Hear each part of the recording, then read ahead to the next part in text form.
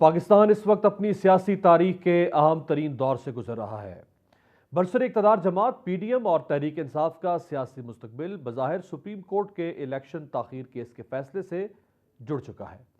Supreme court اپنا فیصلہ محفوظ کر چکی ہے جو کل سنایا جائے گا۔ اس کیس میں پہلے عدالت عظمیٰ کا 9 رکنی بینچ قائم ہوا جو ٹوٹ کر 5 رکنی پھر 4 رکنی اور اب 3 رکنی بینچ اس کیس کی سماعت کر رہا تھا۔ پی ڈی ایم کے سربراہ مولانا فضل الرحمان کا کہنا ہے کہ اخلاقی طور پر چیف جسٹس کو اور ان کے 2 رفقا کو اس کیس سے دستبردار ہو جانا چاہیے تھا اور اس معاملے کو ختم کرنا چاہیے تھا۔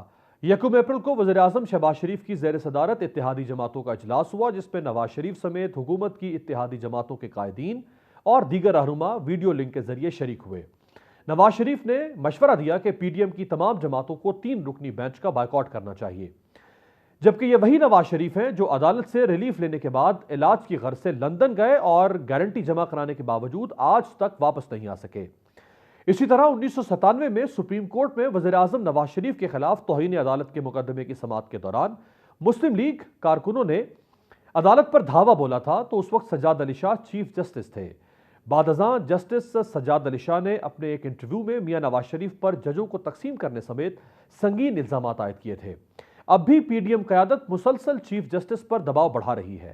ان کی جانب سے یہ مطالبہ سامنے آیا کہ الیکشن تاخیر کیس میں فل کورٹ تشکیل دیا جائے۔ پی ڈی ایم قیادت نے عدالتی کارروائی کے بائیکاٹ کی دھمکی بھی دی لیکن پھر اپنے موقف سے پیچھے ہٹ گئی۔ آج سپریم کورٹ میں پنجاب اور خیبر پختونخوا میں الیکشن کے التوا سے متعلق کیس کی سماعت ہوئی۔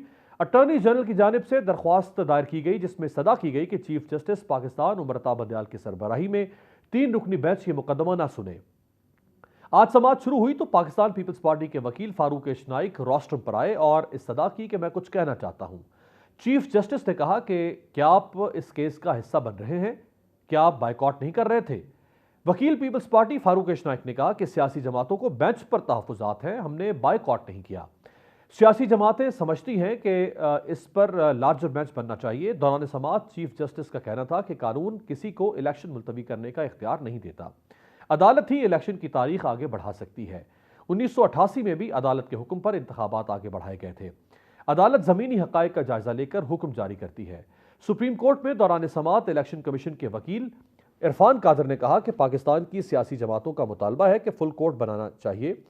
انہوں نے کہا کہ انتخابات کی تاریخ دینا سپریم کورٹ کا کام نہیں بلکہ الیکشن کمیشن کا کام ہے۔ عدالت پہلے یہ طے کرے کہ یہ فیصلہ 3-4 کا ہے یا 3-2 کا۔ الیکشن کمیشن کے وکیل نے دلائل میں مزید کہا کہ ان کی نظر میں یہ فیصلہ اقلیت میں ہے۔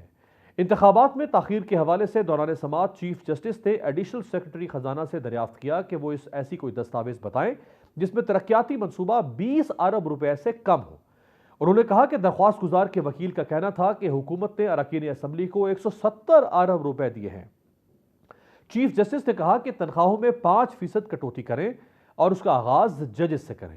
انہوں نے کہا کہ 20 ارب روپے اکٹھے کرنا کوئی بڑا مسئلہ نہیں ہے۔ دوران سماعت چیف جسٹس نے کہا کہ مسلح افواج صرف آرمی نہیں بلکہ فضائیہ اور نیوی بھی اس میں شامل ہے، اور اگر نیوی اور فضائیہ شدت پسندی سے جڑے کسی معاملے میں مصروف نہیں ہے تو ان کو بھی انتخابات میں استعمال کیا جا سکتا ہے۔ عدالت نے سیکرٹری دفاع سے کہا کہ پنجاب میں کیا صورتحال ہے تو انہوں نے کہا کہ یہ بہت حساس معلومات ہیں، اس لیے وہ اوپن کورٹ میں ظاہر نہیں کر سکتے۔ پی ٹی آئی کے وکیل کا کہنا تھا کہ پولنگ صرف 1 دن کے لیے ہوتی ہے اور سیکیورٹی خدمات کے لیے ریٹائرڈ فوجیوں کو بھی بلایا جا سکتا ہے۔ عدالت نے سیکرٹری دفاع سے استفسار کیا کہ کیا آپ کے پاس ایسی کوئی فورس ہے جو یہ ذمہ داری نبھا سکے، جس پر عدالت کو بتایا گیا کہ ریزرو فورس ہے جس کو خصوصی حالات میں طلب کیا جا سکتا ہے۔